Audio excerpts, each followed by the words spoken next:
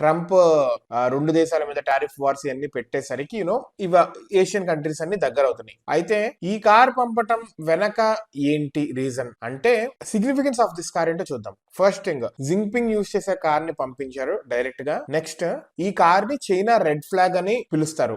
ఈ కార్ ని పంపించడం అనేది దిస్ షోస్ అరే బాబు, we are willing, we want to be friends with India, we want to be like మీతో చాలా జాగ్రత్తగా, మీతో చాలా ఫ్రెండ్లీగా ఉండాలి. మన దౌత్య సంబంధాలు అనేది ఇదివరకిలా కాకుండా వీఆర్ ఓపెన్, మీరు కూడా లైక్ మాతో మంచిగా ఉండాలి, మేము మీతో మంచిగా ఉంటాము, గొడవలు వద్దు, ఫ్రెండ్స్ గా ఉందాము అని సూచించడానికి అనమాట. ఇవన్నీ కారు పంపించేస్తే అదేదో గొప్పదే అనేది కాదు, కానీ ఇవన్నీ ప్రపంచానికి చెప్పటం, అదే విధంగా మన దేశానికి కూడా చెప్పటము, రెండు కలిసి ఉంటాము, దగ్గరగా ఉంటాము అనేది చెప్పడం అనమాట. One of the major reasons భారతదేశానికి ఇంత సిగ్నిఫికెన్స్ ఇవ్వడానికి రీజన్ ఏంటంటే, రీసెంట్ పాస్ట్ 10-15 ఇయర్స్ నుంచి 2014 ఇప్పుడు మోదీ బీజేపీ గవర్నమెంట్ వచ్చినప్పటి నుంచి మన ఎఫ్ఎం ఫారెన్ మినిస్ట్రీ అనేది ఇండిపెండెంట్ గా, చాలా స్ట్రాంగ్ గా, వోకల్ గా we're giving answers to other nations. వాళ్ళు ఏమన్నా అనగానే మనం అయ్యో అమెరికా కోపం వచ్చింది, చైనా కోపం వచ్చింది, రష్యా కోపం వచ్చింది, లేదా EU కోపం వచ్చింది, ఇటు పక్క పాకిస్తాన్ వాళ్ళు ఏదో ఒకటి అంటారు అని చెప్పి కాకుండా